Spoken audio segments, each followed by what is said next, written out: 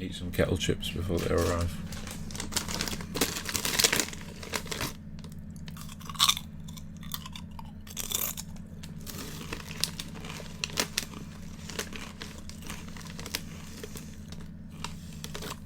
I wonder if this is what they call AMSR? Is it AMSR? ASMR. ASMR, that sounds right. Hi, you're listening to Playing Out from the Bar. Please be aware this podcast contains strong language. Right, can I go now?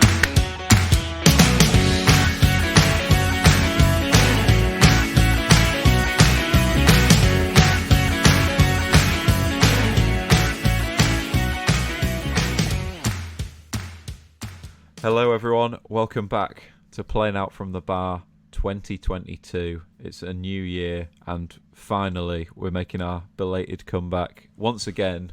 For now anyway, we are in the virtual bar, but that's not the important thing. The important thing is that I've been joined once again by the two Lewises. Dobby, I'm going to come to you first. I've not seen either of you in a while, so it's good to see you both first and foremost. But yeah, how are you doing, Dobbs? And have you got a selection from the bar tonight? Yeah, good evening, gents. It's nice to be back. Good evening. Yeah, I don't know, when was the last time we actually did a recording for this? I was thinking this October, earlier. I think it was. It's a long time. Was it? We should really, It's almost Wow. apologetic levels. Getting of a how long a break it's We're been. now on quarterly recordings. Banging out this solid 4 episodes per annum. Fair enough. It's like them things when it's get better with age, like make it last longer, break it down. Yeah. Bigger gaps in between it, but no, I'm all right, thanks, mate. I'm keeping well. Yeah, I'm sure there'll be plenty to catch up on as we go along, especially in the football world. But I'm not on beer or wine tonight. Actually, I'm on Yorkshire tea. One, because I didn't have any beers in, and two, I'm just not really feeling the wine, so just just on a tea. So yeah, it's not like the boozy comeback we maybe all had in mind, but hopefully I'll be able January to comeback, keep pace with you guys on the tea. Nothing reeks of Yeah, a not January intentionally. comeback. Like I'm not dry January. I'm not none of that. Not throwing you in that Just on pot. tea tonight. I was in no. the same boat. I've not had beers either, so I've just gone for like the saddest amount of wine just to try and join in. But Tricey, I know you'll probably save us on that front, won't you? I'll throw you actually, boys. I'm on the blackcurrant. Oh wow, this is one sober bar. Oh God, so I'm drinking a letter. This is terrible. I need to throw this away. I thought you'd have some Aldi beers out, Trice. Yeah. Thought they'd be. I've done an Some r- accidental dry January, unintentionally. I've not had any alcohol, so here we are on the really? blackcurrant. Nice. Yeah, God, it really is. but it's good to be so back. fun. It's good to see you both. It's been a Yeah. while. Yeah, it's good to see you, mate. Yeah, I mean, it's almost been. But people should know as well, probably, that we have just genuinely dived straight into this. We've not really done any. We've not spoke to each other. I've not spoke to either of you for a long time, possibly since that last episode. So yeah, it feels like we're going in cold a little bit, but that's good. I think in a way that might bring out our best. Although, as we said before, I've probably not done as much preparation for this episode as I might have for other ones. But yeah, we'll see how we go. The football. Is there anything that we want to bring up for the social corner before we dive into our main topic in the bar tonight? I think for me, like just in terms of like general, like life and in relation to sport. Obviously, I think last time we caught up, we just got back into the football season starting and being back in, and was like really buzzing with that. And yeah, I think it kind of fell back into old routines now, as in like it just seems to have just picked up where it left off however many years ago, which is nice. But weirdly, sitting here as a Leeds United fan in the Premier League now, I feel like I'm only at Ellen Road once a month, whereas I used to be there like 3 times a week, every Saturday, Tuesday. There was always like a game on, whereas I feel like with the Premier League, it's this with the amount of international breaks there's been this year and some of the breakups over Christmas, it doesn't seem to have that same momentum. But it's been good fun. I'm not surprised of it that you're the one person who's trying to find the plus points to being in the EFL over the Premier League. Like this was always the fear for some Leeds fans that they'd get back to the Premier League and then finally be like, Oh, I don't know why it was all worth it. Much more fun in the Championship. Yeah, I would like to spend a bit more time there. It just rather than like once every 2 or 3 weeks. I do miss like Tuesday nights against Preston. But no, it's been nice to have like just a bit of normality again, going back and stuff, which has been good fun. So yeah, that's probably my update from the world of sport. I don't know if there's much else. Managed to get to a few League Two games as well in the meantime. Been to watch a few Scunthorpe games, and Oh, nice. definite relegation to out of the Football League. So at least I'll be there with the sinking ship. So that's been, I'd say, good fun, but it's been a bit grim. But it's been quite nice. Been to some interesting places. Went to Hartlepool recently, which was good fun. So yeah, that's about it from me. I was going to say, and at Trice, I'm sure you'll have plenty to say on the subject, but yeah, I mean, it's been a pretty grim season for all three of our clubs, really, and you know, Leeds have kind of sorted themselves out a bit in the past month. I mean, but at one point we were looking like we could have a treble relegation on for playing out from the battle this season, which would have done nothing for our mood, I don't think, or confidence taking this podcast forward. But yeah, Tricey, what are your thoughts on how the last few months have been, mate? Yeah, pretty shit. Yeah. They're off down. Let's not beat around. There's nothing more to add. Next question. I just think you're right. it's like, to be fair, I've not seen them live, but every time I see them on like highlights or whatever, to me they look like a junior team almost in a men's game, if that makes sense. There's just not enough like senior, proper experienced League Two players, and I might have said this to you before, but they're just crying out for that, I think. And I think my uncle's goes to quite a few Exeter games. He's been to quite a few this season. He went last weekend when they beat Scunthorpe, for anyone that wasn't aware of that game. And he was like, "Oh yeah, they're the worst team I've seen this season by a mile." So I was thinking at that point it's going to be the playing out from the bar treble at some point has to come in this season. That's my theory. So maybe if we just keep betting every weekend, every Saturday, all three of us do a treble. Newcastle, Leeds, Scunthorpe win. Like, surely the law of averages says one weekend that'll come in.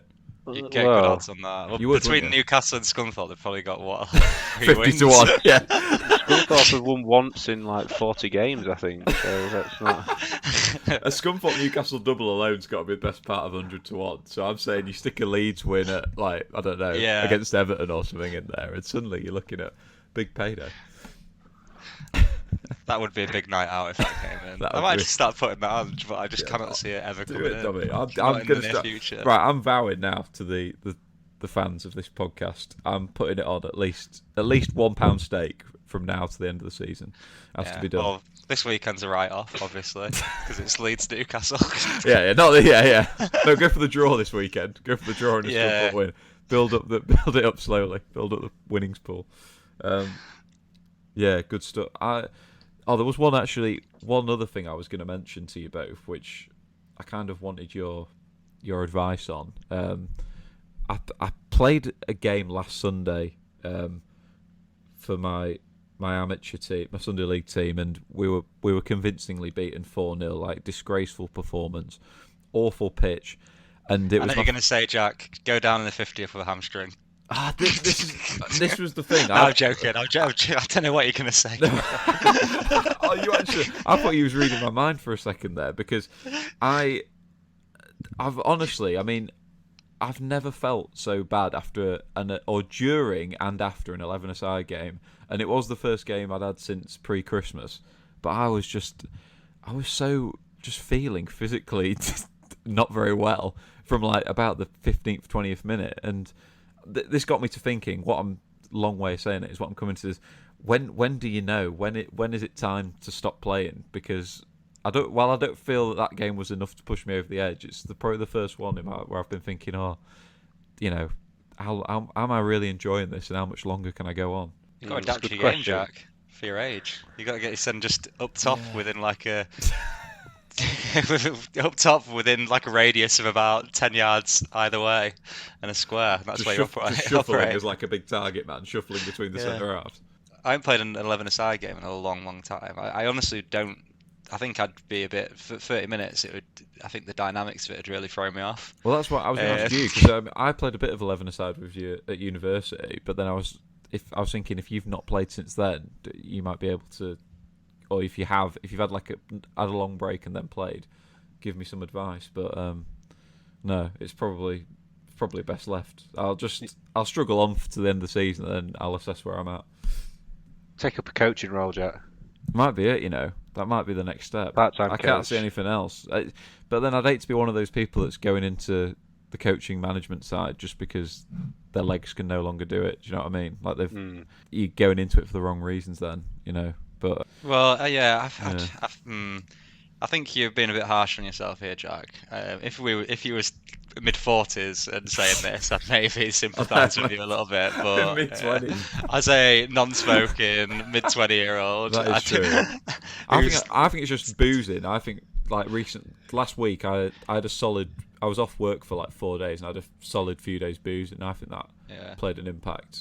I'm going to blame it on that. And yeah, hopefully, listen, go again next weekend. And now I'm not going to be drinking much tonight. I might turn in a star performance, but just got to start pulling a few more shirts and giving yourself a few more yards, and you'll be all right. Yeah, the only is, I mean, does anything else either of you want to raise before we move on?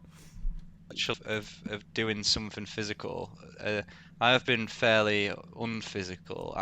Not what's the word? Inactive. Yeah, I've been very inactive for a while. Physical. So I have actually signed myself up for a bike ride at work from Manchester to London. So. Oh wow! Have you really? Yeah, I felt like you sometimes you just got to commit to something and then be like, if I put my name down and I commit and I put like money towards it, then I've got to just get myself sorted for it. I can't just turn up on the day and be like, right, I've got to get myself to London on this bike. There is hotels, like it's not a straight 72-hour. Straight down the M6. Yeah, you're never stopping. So, but yeah, that just reminded me then, because I did think this year, I was like, I can't just like don't have much get up and go where I'm like want to just get out and go to like the gym or anything. So I was like, if there's like an end goal to it, it gives me a bit more purpose. So yeah, that's going to happen. Well done, Tops. Is it a charitable ride? Can we make a donation? Yeah, you will be able to, I believe. I'm not quite sure what the crack is yet with.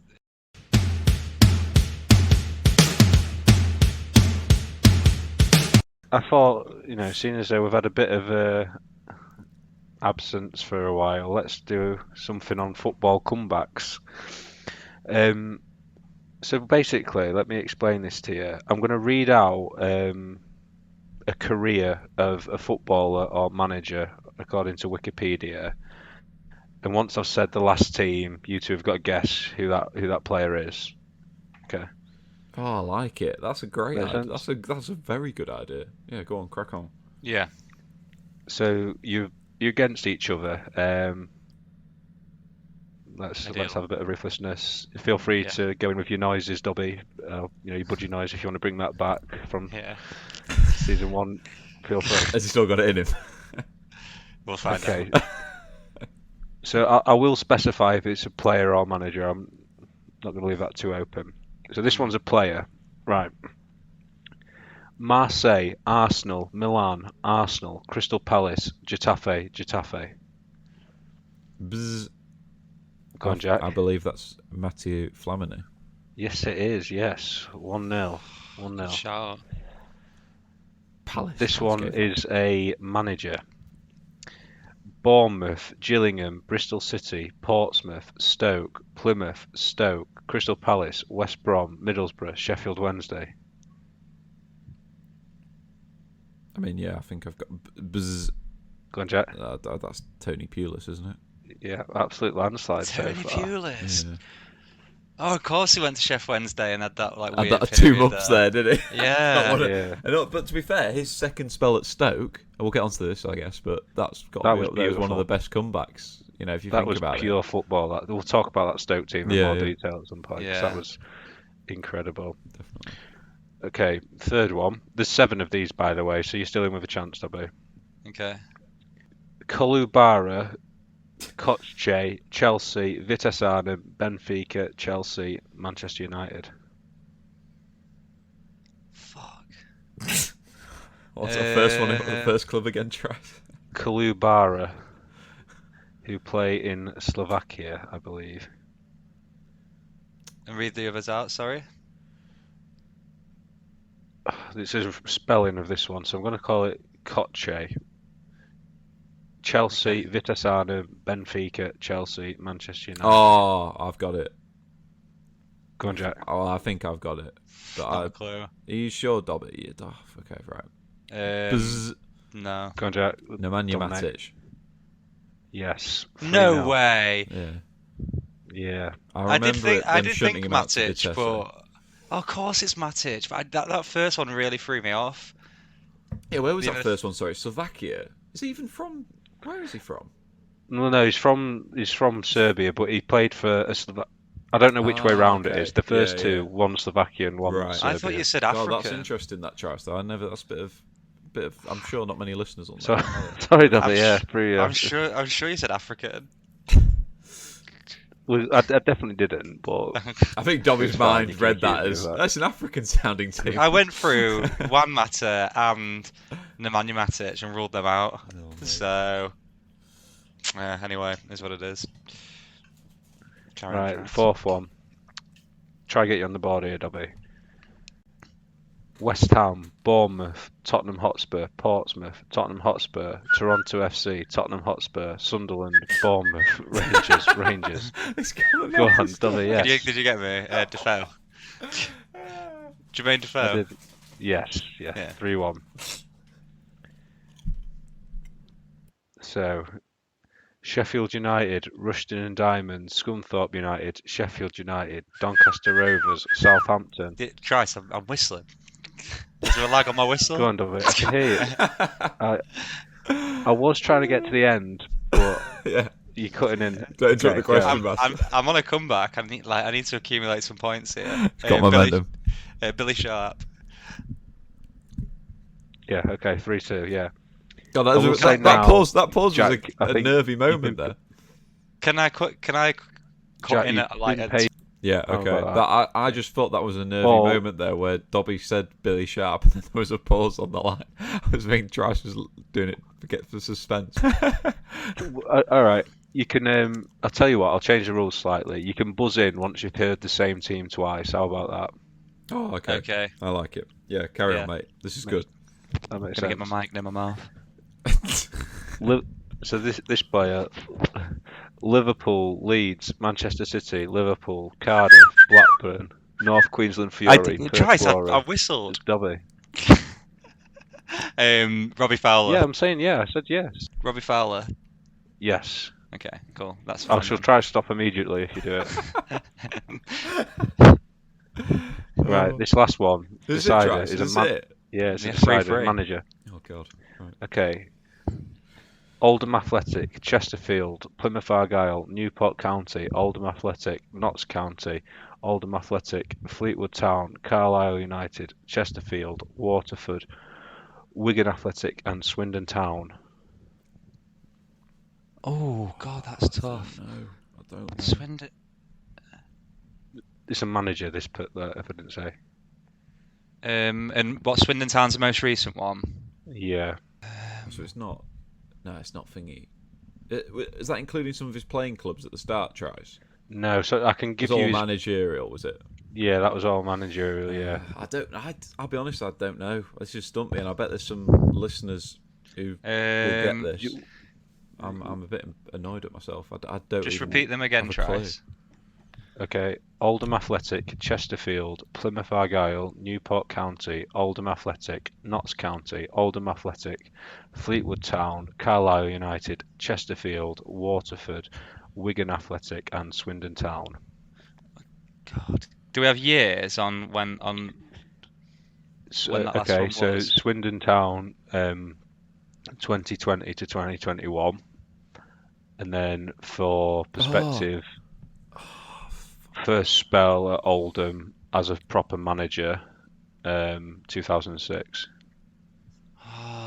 I'm just gonna get this wrong. I'm just gonna guess anyway. Go on, Jack. John Sheridan. Yes, Jack. Oh, claim good shout. it. Yeah, good shout.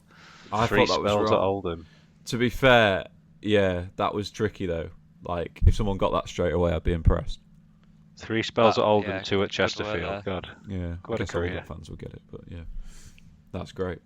So there's a little footballing comeback for you. What did you reckon? Oh, I'll tell you, That was good. Good that was quiz. good. That was one of your best ones, Trice, and you've set a high standard with your quizzes, as the regulars will know. But that was very good. I enjoyed that. Yeah, good quizzing, Jack. Thank you, sir. Thank you.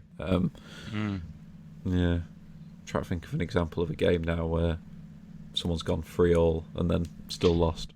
You From take it 3-0 on Monday down. Night Football, wouldn't you? Yeah. Over a 0-0. entertaining. Oh. What's next then, Jack?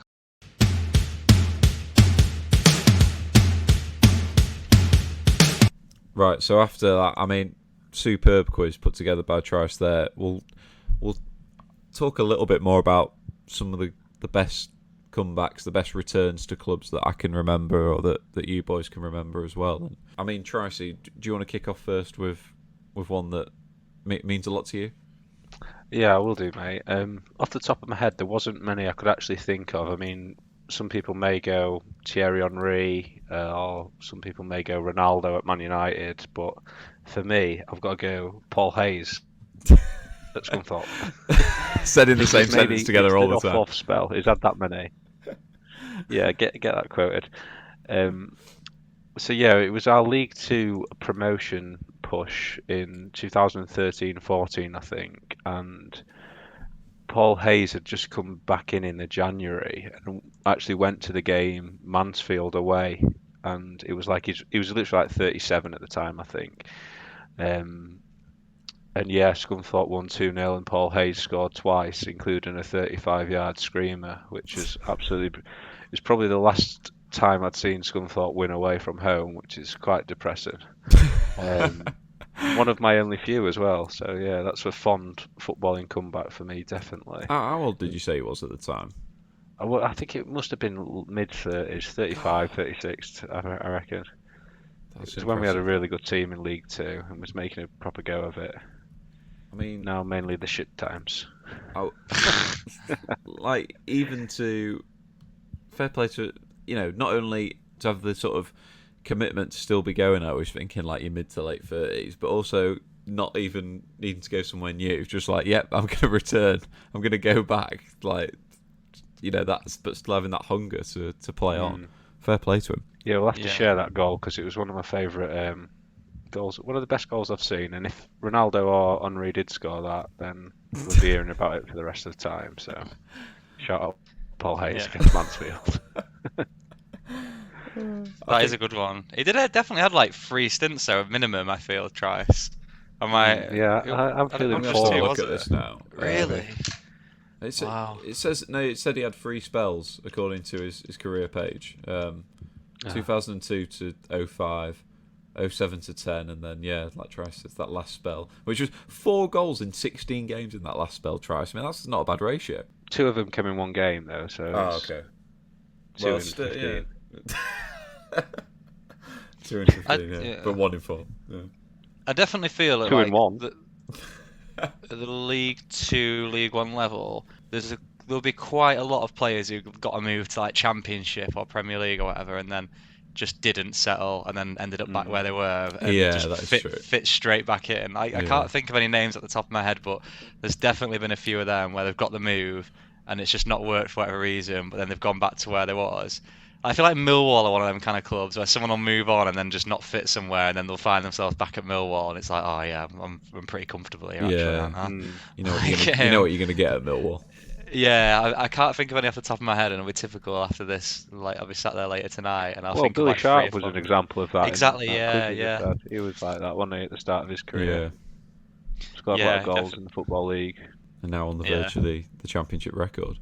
One I was going to throw into the mix as well was just for sort of the oddness of it, I suppose, and like just being an unexpected return was Juninho to Middlesbrough. When the weird thing about this one is I was too young to remember Juninho's first spell at Middlesbrough, but I remember his return, and I just remember like it just took over Sky Sports News, Football Focus, all all the sort of media attention for that week all went on Juninho going to Middlesbrough, and I couldn't work out at the time why it was such a big deal. And then only in later life have I realised that he just won the World Cup for Brazil. He was part of that 2002 Brazil team that had just won the World Cup, and then his very next move was to return to Middlesbrough. I mean, admittedly, I don't know all the intricacies of how that deal came about. That is bizarre, isn't it? Like, what? Yeah, what was going on? Why?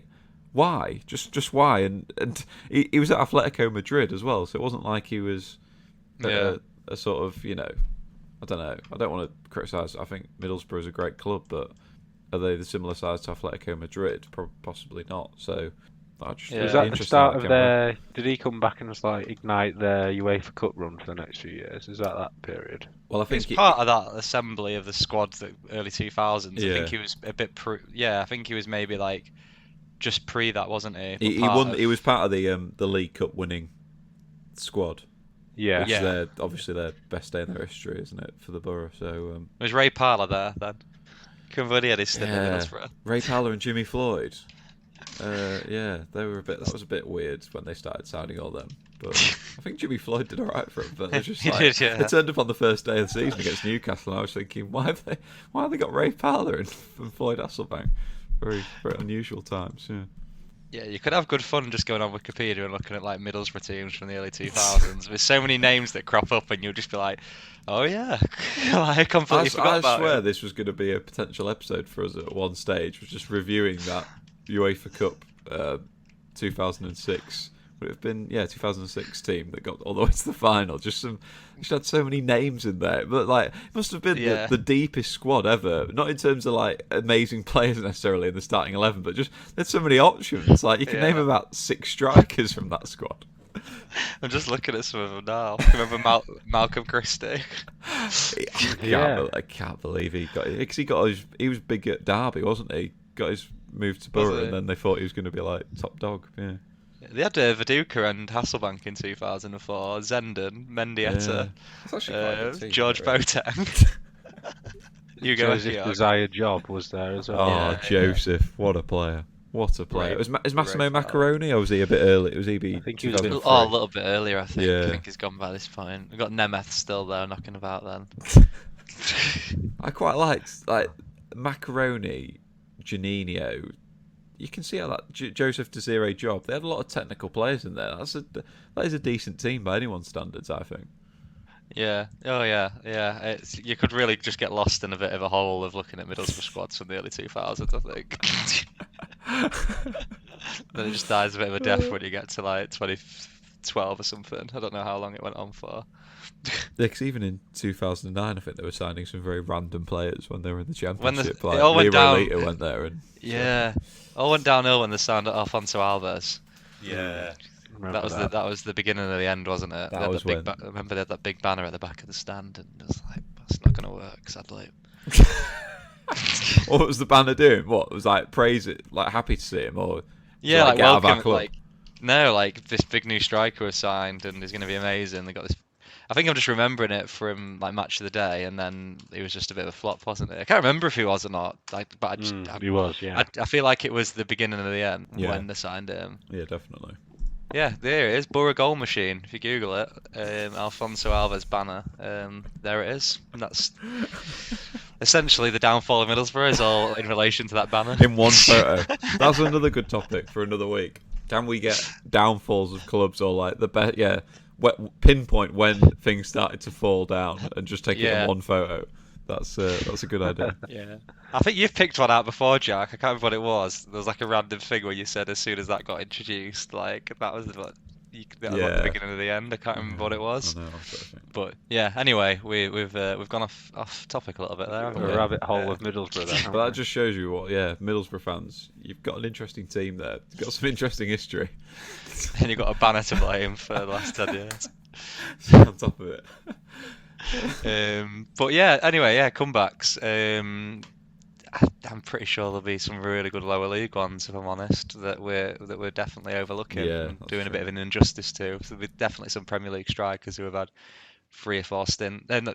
League 2 strikers who've had 3 or 4 stints at a club and accumulated a lot of goals. But I was thinking as well in terms of this is quite a sad one, but probably like worst comebacks.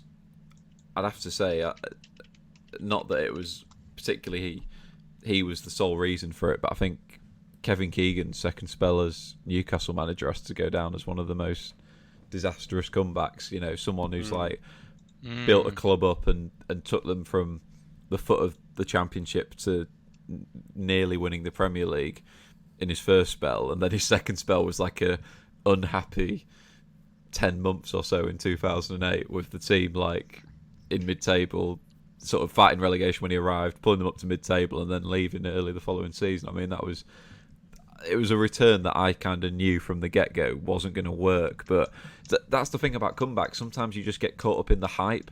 You know, it's not about will this be good for us now. It's just you just think, oh, it's just going to be like the old times. You know, just that he's bound to still have the magic. And it's Kevin Keegan at that time. As much as I love him, he's obviously Newcastle United, probably our greatest manager, certainly in the top 3 or 4. I think for the year before he took the job, he'd been working on a soccer academy, like a soccer circus thing that he was taking around the country and like of trying to get academy players to use or you know, like David Beckham had a similar thing, I think. Yeah, like Michael Owen's DVD. A little bit, yeah. It was a bit like that. I'm gonna He's 13. If anyone remembers Kevin Keegan's Soccer Circus from the mid-noughties, then I'll try and dig out some YouTube clips for it for the socials. Because was it better than Wayne Rooney's Street Striker? Can you remember that? Oh yeah, I think it was a long. Was that not a video game though? Or was that an in-person? Oh no, that was on Sky One. Like a game show, wasn't it? Oh, was it? Yeah. I'm not sure Keegan's ever got his televised, so Fair probably worse. It's probably worse in some ways. I think Kevin definitely was just trying to like sell tickets for it. Just sort of, I'm not sure really what the. Sounds very David Brent. Yeah, it was. On the road. But that's the thing. It's like he was doing the David Brent thing, and then like he gets off of the Newcastle job out of nowhere. He'd not been in management for about 6 years at that point, of 5 or 6 years since he left City, I think. Just imagine him at some like school field, like in just Swindon, and he just takes his phone call like, "Sorry lads, I'm gonna have to get off. Newcastle want me." Stop it! Stop the soccer circus! I'm needed elsewhere. Bring the balls in, lads. Gotta get off. On the touchline 3 days later at Newcastle. I have visions of him like in his office at Newcastle. You know, like, oh, do you want any raffle tickets? Like him selling his circus tickets to like Michael Owen and Paducah at the time. Oh, brilliant. Kevin Keegan, you know, like I know again we're going off topic a little bit, but I just can't remember. Like I can remember him being a manager. I can't like remember anything about him. I just remember him being at like Man City, being at Newcastle, but I just can't remember like what happened at them points. I'd like to I'd like to see a like a documentary come out about Kevin Keegan's years in the Premier League from like 2005 onwards. Like the post Newcastle years. Yeah, because I feel like he was like dotted around every now and then, but I just can't remember like what he was doing. Well, that Man City team he had, what was their identity? Like you can't really pinpoint them, can you? They're just sort of a bit of a mix of like, I don't know, John Mackin and Paolo Bonchon. They're a bit sort of like just journeyman strikers who. Yeah, struggle to pin proper them Man down. City. Yeah, the OG Man City. But but honestly, I'm glad I've been able to get that Keegan, because I knew at the time. Yeah. As much as I love him, he's been doing Soccer Circus for the past 2 years. Is he going to still be like a great Premier League man? Is he the right man for sort of Newcastle United in 2008? Yeah, that is a good one. I like that, Jack. I think from just to like round off on that, when I was trying to think if there's been any returns to Leeds where I've been like, yes, like happy with that, or no, and I can't think of any off the top of my head. But we definitely had a period over like pre-Premier League when we were like 15th in the Championship, where every summer like we were crying out, like everyone was crying out to like bring Johnny Howson back or bring Max Gradle back, and you know, like the players who got us out of League One and looked like they actually had a half a chance of getting us out of the Championship, like every summer there was this like longing to like, let's get Bradley Johnson back, let's get Johnny Howson back, like anyone who had left as part of that Simon Grayson team, Becchio when he'd like I was going to say still going. I can't believe Luciano Becchio has not had 2 spells at Leeds. Like if you'd have told me he'd have had 2 spells at Leeds, I'd believe you. Yeah, I don't think he did, but yeah, it just reminds me like we had this period, and I think the club was obviously so much like it was so different then, and in a bit of a rut that I think Johnny Howson rocking up really wouldn't have changed much. But it was every summer that's what everybody was crying out for, and I'm kind of glad we've moved beyond to that, like trying to turn to the players that sorted it out 5 years before to come and sort it out again. Do you think it's like the sign of a?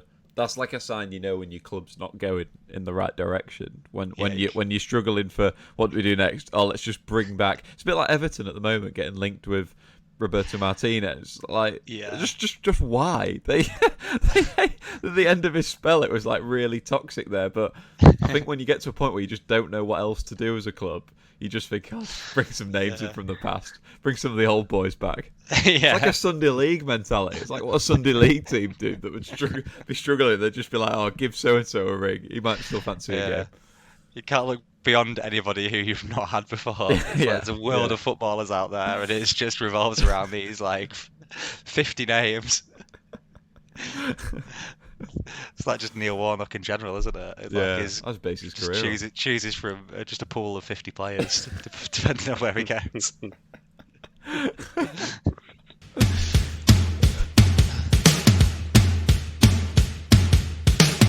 Yeah, so I think one thing I'm quite interested on, Jack, is we've not really caught up on this recently, and given that we're playing each other on the weekend, just got a few questions and pick your brains on Newcastle at the minute and what's going on.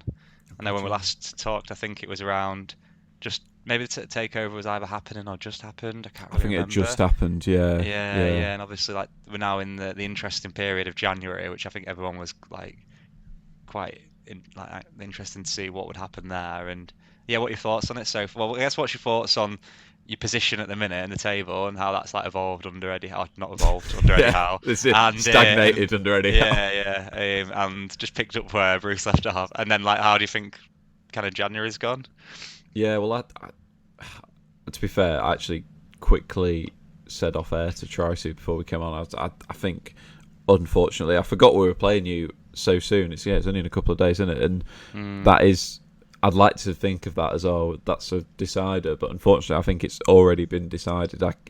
I would be staggered if Newcastle managed to stay up based on where we are now. Really? I think you can't win one game out of 20, out of half a season, just over half a season, and expect to stay up, because even if like 4 teams get cut away at the bottom, which is what it looks like that might happen, you're still going to need to have a ridiculous turnaround in form. If we were going to get to like 40 points, for example, we'd have to play like a Champions League team for the second half of the season. And realistically, when does that ever? The chances of that happening, I just can't remember. I think it really rarely happens, particularly in the Premier League. But in most football divisions, how often do you get a team that's won once in the first half, then staying up? So and you can't not beat Norwich at home and Watford at home and expect to stay up. Like they're the closest rivals. Like so it seems like you've sort of pulled away from it over the last few weeks as well. Dobby, like Leeds have obviously put a good run together, and even Brentford. I was kind of at one point thinking, well, Brentford have had a good first half to the season, but what if they do what like Blackpool did, where they get to 25 points at Christmas and then just plummet? Just can't get beyond that. Yeah, I do feel like that could still happen. I do feel like they've got that in them. I thought Southampton maybe would have had that in them as well, but they seem to just be picking up points when they need to. So possibly, I think you're Brentford only 2 points off, enough, Jack. I just. Burnley, Norwich and Watford, you've got to back yourself to finish above them, surely, this year. Yeah, mate. Yeah, if we get cut away, then I suppose that's the way you could see it happening. But I mean, even Norwich have at least won 3 games, haven't they? And probabilities are it could be a lot worse. Like you're in. It's free. Like no. Well, I don't know. Like there's a chance at the end of the day, isn't there? There's still a chance. I get what you're both saying. Like there. You look at the points. How far we're away from Watford, who are 17th, and you think, you can make that. Yeah. But also, if you got to see how Burnley get on in all these games in hand they've got. I mean, obviously they're not going to win them all, but they've got about 10 games in hand on the rest of the league. Yeah. So. Burnley played 14 days on the trot in April. Which is why I've never wanted us to get games called off, apart from the moral thing around it. I just thought, well, surely you're just stacking up a load of fixtures later in the season, that you're not going to want to play one I after feel the like other. Burnley will thrive off that, just like Saturday, Yeah. Tuesday, that Yeah. championship mentality. Preparing for it in But the right way. I mean, if they've got Andy Carroll up front, it might not matter. I'd love to see that. 'Cause that seems to be doing the rounds lately. But I think we should get. I'd be more confident if we bring him home, get the third oh comeback for a wow, big Andy. okay. But just on like the position then, Jack. I think it is interesting. Like I feel like our first year was obviously a really strong year in the Premier League, ninth place finish, and picked. We never got on like a bad run. We never got on like ridiculously good. Well, the back end of the season was a good run actually, but we didn't have them periods of like 5 or 6 games where you just don't win. And I think as a bottom half Premier League team, like that typically does happen. And we've had it this year. We had that period before Christmas where we just like the fixtures were so up against us, and you looked at it and you were like, yeah, there's probably 4 or 5 games down a bounce where we could genuinely not pick up a point. And we basically didn't. Like we lost a lot of like majority of them games, or like got a draw or something, or one or two of them, and that does then just eat away like a quarter of your second half or your first half of your second half of a season.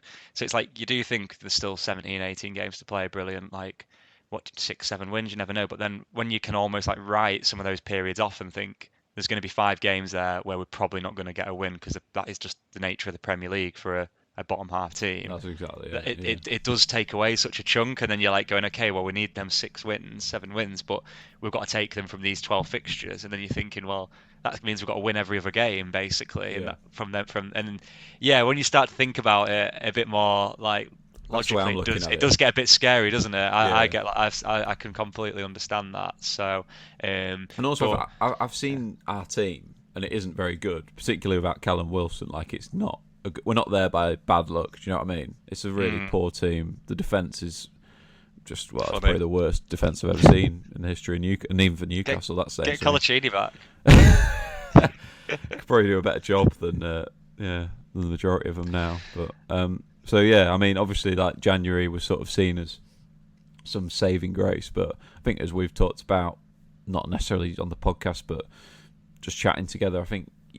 The reality of buying the best players in January is, it's limited, isn't it? Because I know it's a bit of a cliche, but it's probably a cliche because it's true. It's like the best players aren't going to be wanting to move halfway through a season; they're just not available. So I think like the 2 signings we've brought in are pretty good for what you could get in this window. Yeah, I'd agree. Yeah. We needed at least 5, possibly 6 or 7, to be honest, because we need at least 2 centre halves just for a kickoff. So yeah, them signings alone aren't like you're right. They do look like good signings, but it's not enough. There's still a lot more gaps there, isn't there? Where you think you can't just rely on that. Yeah, it might pick you up more points than you maybe wouldn't have done, but it's not gonna change a huge amount. But you never know. How are they doing it, Jack? So, like with Trippier, if Newcastle go down, was he going to be playing Championship football next season? Yeah, this is one of the things. I think we were mentioning Alfonso Alves earlier. I think he played a bit of Championship football at Middlesbrough, so I remember him being like the best Championship player on that year's FIFA. Right. And it annoyed me because a lot of Newcastle players. I think it could be a similar thing with Trippier. Like, whereas he starts the season in the Championship. He just does like a weird 2 or 3 weeks in the Championship where he hasn't got his move sorted yet, and he's like, you see him turning out at Rotherham away and that sort of thing. Wow. Right. Do you not think it's been written into his contract? No, like they've just done a deal and said you can go if we don't stay up. I'm sure that is the case. I think there was a January we had before. We signed 5 or 6 players in the window one season. It looked like we were in trouble. Ashley sort of authorised these signings, and I think we signed like Sissoko, Debussy, and a couple of others. But even they all had it written into they had like relegation release clauses, and I mean, an England international who's just been playing for the La Liga champions. He was in La Liga Team of the Year last year. Yeah, I'd be amazed if he's not got a relegation release clause, unless he's. Yeah. And if he was getting 100 grand in a week in the Championship, I mean, how would that work with financial fair play in the Championship? Probably could still do it, but it's not going to happen, is it? I'm sure. Sure, they'll all be moving on, shipping out as soon as we lose that final day game to confirm the relegation. It's a fascinating It'd be interesting if there's like the last day of the season, there's something still, it could go either way. Like literally, the final whistle goes, and Trippier just takes his kit off. done. Reveals it. Yeah, I think we're at Burnley on the final day as well, so that could be interesting. Wow. But then again, this was the whole topic. I'm not saying it'll happen. We'll pull away from it like we did last year. But everyone last year from up saying to me, "Oh, you've got to go to Fulham on the final day. You'll be fearing that Fulham are chasing you down." And then when it came to it, it's like they've been relegated for the 4 weeks before that. Yeah. Game. So hopefully we're on the right side of that again. But I doubt it this season. Do you think there'll be any more to come in, Jack? Or do you think that'll be about it? Do you think they'll get into centre half? Seems like that's what they keep mentioning, don't they? Yeah, every day we're just linked with new players, which is kind of depends. And Jesse Lingard today. Yeah, I said to you both tonight before, I wouldn't mind Lingard if he was be willing to come. But I think we've talked about this before. It's like, are you one of these fans? There's like different football fans, aren't there? And there's these fans that they're sort of like in it for the signings almost. New signings to them are like as exciting as winning a game. Do you know which fans I mean? Like, fair enough, they're sort of on social media a lot. And now you just notice that the whole Newcastle conversation on social media is just peppered by these people who are clearly just, I mean, I suppose they class themselves as fans, but they're just desperate to see new signings, whether they're good or bad. I think we're going to be struggling to bring more. If we get another, I mean, we're on towards the second half of the month now, aren't we? If we get another 2 in, I'd be happy at this stage. But I can't see it. I've grown pessimistic. Just how shit the season's been. It's just taking my enthusiasm away. It's added a really interesting spin, I think, to this relegation battle, because if it was that you replaced Newcastle with last year's West Brom, you'd almost just be like, down, it's just typical. But because Newcastle are kind of down there with the others, it does add a little bit of interest to it, I think. And, it is quite good. Like, as long as we're a good 10 points above it, I can watch on and enjoy it. But when that kind of closes a little bit every now and then, I am like, oh my god, not us as well. Once you had that big win over Burnley, don't you? Sitting comfortably, more comfortably. Yeah. But I don't know. I'm looking forward to the game this Saturday. I think it is an important one for us still. I think we win it and we can to have a bit of confidence in ourselves to stay up. But I think if we lose it, then you do start to say, I know Watford play Norwich tomorrow, don't they? So you probably start to look at it again back to 5-point gaps, and you get a little bit worried. So I think it is quite it'll be a good game, but we've just got so many injuries at the minute. I think if anyone's going to play us, this is the time, because we've hardly got a squad. So you never know because of that. There's always a chance at the minute. I know. I'm kind of waiting for your young guns to run out of steam, but they don't seem to be at the moment. I mean, maybe Saturday's the day. But just remember, though, Dobby, you have got to get. You've really got to be 15 points clear of Burnley, because that's how. Yeah, because they're 7 games in hand. Their games in hand. Yeah, that is true. That is true. It does. You know what it reminds me of? Can you remember when you was younger and you played in the junior leagues, and you'd check the back of the newspaper, and it'd have the junior divisions, and everyone had, because of different people had different waterlogged pitches and had to postpone, and you'd have one team on 18 games, another on 11 games. You'd have a team with a great pitch and a big squad. They'd be doing what Leeds are doing and just playing every week. And then you'd have your team with a terrible pitch, and they'd be doing the Burnleys and on 4 games in December.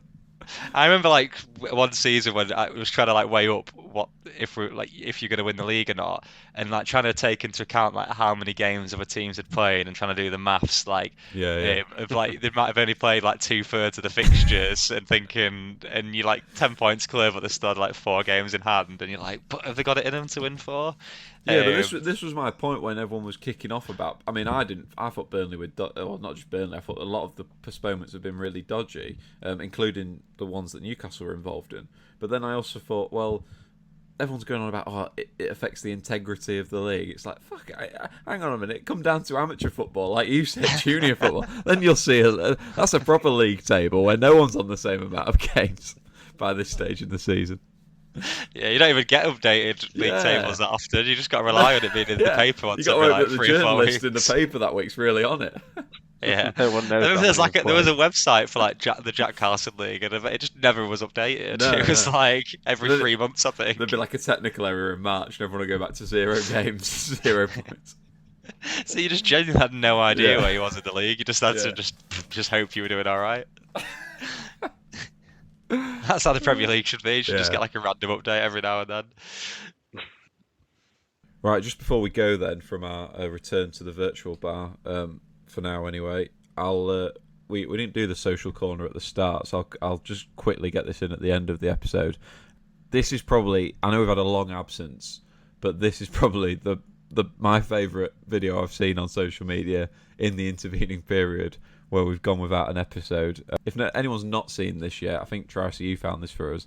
This is Monty Panesar, ex-England cricketer, obviously, ex-England bowler, who's sort of, well, I don't really know what he's turned into really, but I think he's doing a bit of broadcast journalism.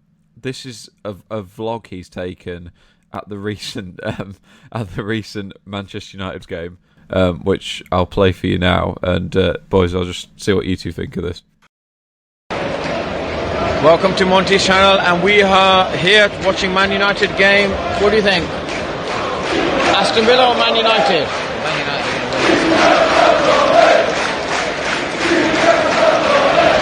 Let's have a look at the passionate fans. That's good. Man United or Aston Villa? For what? To win. Man United. Passionate Man United fans. They love Man United in Manchester.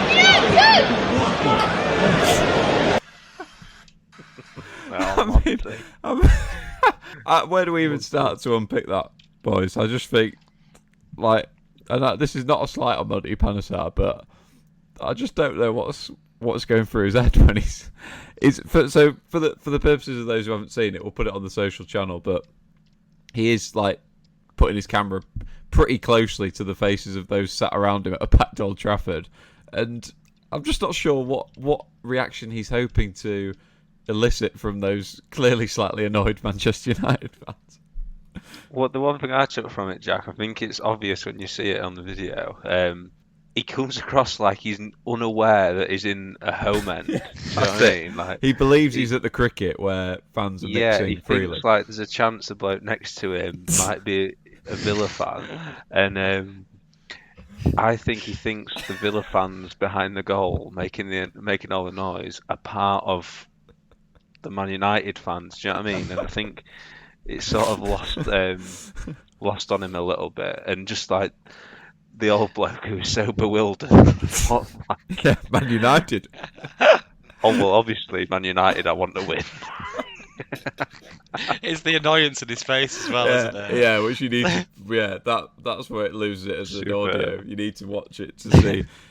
Also, I think if you listen back to it closely again, you can hear someone saying to Monty in the background, they're saying, ask him. They're like, they don't want to be asked, so they're like, oh, ask the next person, don't ask me. Everyone's trying to avoid it. I love Monty. Big fan. What a guy. Who was he there with? Was he on his own? I think that's the thing. I mean, he's just sort of on his own. But he obviously, people do vlog at games. It wouldn't be for me. It is quite annoying. But if you're gonna do it, just make sure you've got the people beside you on side, and also you can hear at the end the crowd sort of building as if a chance is coming, but it doesn't interrupt Monty's flow. He still carries on with passionate Man United fans in Manchester. They love Man United here in Manchester. Oh, brilliant. Oh. Great stuff. Right. Well, I think that might have spelled time for us tonight, boys, on our return to the virtual bar. Good to see you both again after so long, and hopefully at some point I'll see you both in the in-person bar as well. Yeah, absolutely, mate. Let's not leave it another 6 months. Yeah. I'll see you see you for the next quarterly episode. Yeah, podcasters of the future. It's now 2023. Thanks for sticking with us. Cheers, lads. Good to catch up, and Cheers. Great stuff. Right, well, we'll see you on the next Playing Out from the Bar. Cheers, boys. Cheers, mate. Speak soon.